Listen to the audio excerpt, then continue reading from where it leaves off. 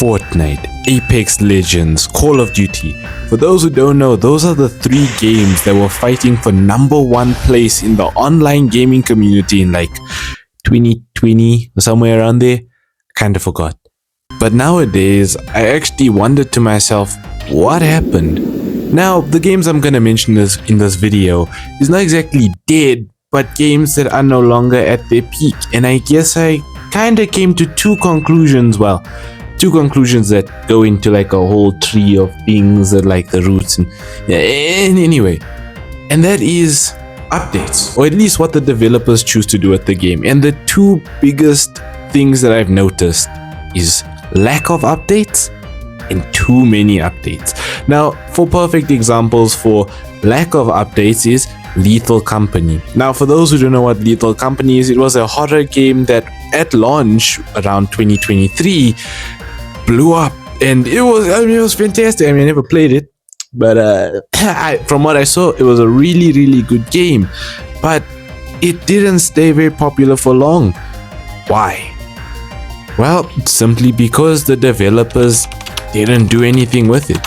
And I don't mean anything like, oh, they let the game die. Well, I guess they can let it, but they didn't add any reason for players to continue playing. You see, as for games, well, online games at least, story games, they're just peak cinema at the bare minimum. But when it comes to online games, you kind of have to have a reason to continue to push that game. I think I messed up my words there. But for instance, for a lot of gamers, it could be collecting things such as skins in Fortnite, and well, I can't really think of anything else.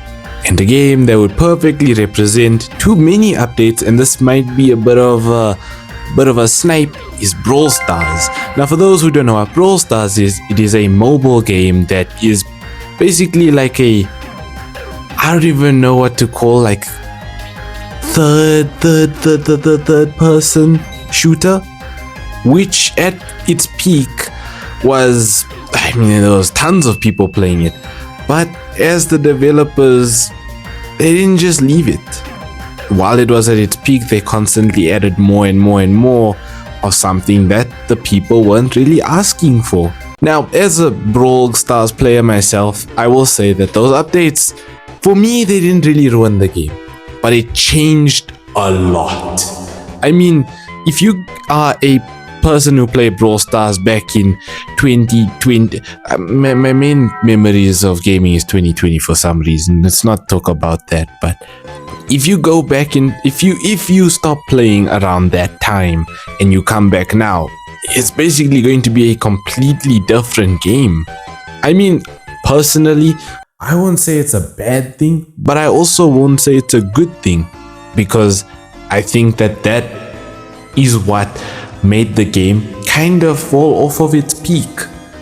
Now, I'm just gonna remind you guys, I'm not saying that these games are dead. Well, I'm not sure about Lethal Company. I haven't heard about that game in like since 2023. But I am just referring to why they probably fell off. I could be wrong, but according to my analysis, I was gonna say that I'm never wrong, but with a mess up like that, yeah. But then there's other games that have fell off for different reasons. For example, Among Us, which didn't fall off because of no updates, but also didn't fall off for too much, but it fell off because of the wrong updates. You see, Among Us at its peak there was not much more that needed to be added, and the players knew that. Yet the developers still decided to add something that nobody really asked for.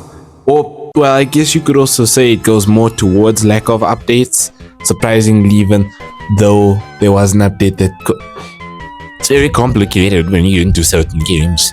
And another game that you can put into the category of unnecessary updates is Call of Duty, the game we mentioned in the top 3. The reason I'd say it actually, fell off, I don't play that game in much at all anymore, is simply because they did too much.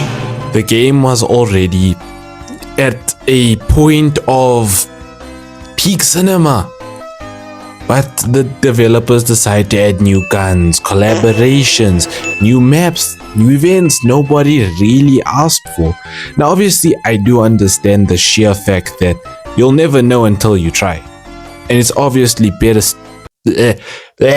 it's best to take that risk if you want to grow. And it's okay if you fall back, because you're just gonna climb up even higher. And that is a fact. I'll guarantee you, if you take that risk and you fall off, your reward is probably best that you didn't succeed. And I mean that as in, maybe it had other stuff. Oh, my mic is going red. It needs to charge. Hold on. Now, in case anyone was wondering about like story games that fall off, I mean, like if a story, oh, Mike Derek, I can't tell if it's dead or dead. Can you hear me? Can you hear me? The only thing that can truly kill a story game is time or just a bad story. I don't know what more I can say. I mean, if you want to think about it, any of the Arkham games or what other games can? Ghost of Tsushima isn't as popular because it's old. Most people have seen it or played it or other stuff with it that I can't think of, I guess. What else could you do with it? I don't know. But I will admit, I have gone into these games just to test out, what if they are dead? And I must say, not like that. First time this is ever happen on my channel. I'm gonna have to cut the video short because my mic doesn't want to work with me, and I'm also kind of running out of games to think of. Beep, beep, beep. It is the next day and the video is not 8 minutes long. I don't know if you guys remember in one of those, I think it was one of the videos I made that was almost not 8 minutes long. I stated why there, so you can go there and find out why I need to make this. Anyway, I ate McDonald's today, first time along. Okay, now, I did forget one other key fact, or not key, but a bit of a smaller fact that not a lot of people actually notice that destroys a game. What does it do? That kills a game. Oh wait, this game's not dead. That makes the game lose its popularity, and that is toxicity. When I say toxicity, I don't just mean in the community, but in the developers as well. And I think Call of Duty is a bit of an example of that. Such as a thing of, when I say toxicity, it could also go into maybe greed. And I think that everyone can probably agree that a lot of Call of Duty companies that I will not specifically mention do like their money. And because of that, they make a lot of decisions like pay to win. And that can also destroy a game. Pardon me. That was the ginger beer I had in my McDonald's this today. Anyway, toxicity can go into many different things, such as the community. So, like, if you think, for instance, an anime community such as My Hero Academia, no, they just cringe. Jujutsu Kaisen, I think at some point a lot of the community is not anymore. At least I haven't seen it anymore. One Piece. That's what One Piece community. They're just really defensive. I won't say I guess talks. Look, man, I can't name an anime community without getting slander. It's just, you think of your own personal anime community that can just often take you off on it. Again, I mentioned pay to win, developers wanting greed, but there's also abuse in a way. Yeah, a big part of the reason I'm making this is to make it over 8 minutes, but toxicity is at least for me, I've noticed that not only has it taken my attraction away from games, but it's taken a lot of other gamers' attractions away from certain games, online specifically, because, man, those story games. Anyway, yeah, I mean, this is gonna be like a 10-minute video, 9-minute video. Maybe we can get a triple upload weekend. I'm just saying, hey, I can dream, okay? I can dream!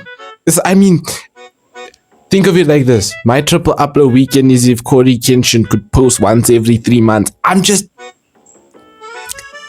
So horrible example. I'm just like...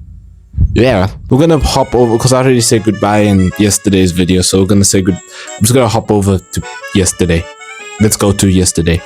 So with that conclusion, guys, thank you so much for watching this video. Have a great rest of your day, afternoon, and evening, and I will see you guys in the next one. Bye bye.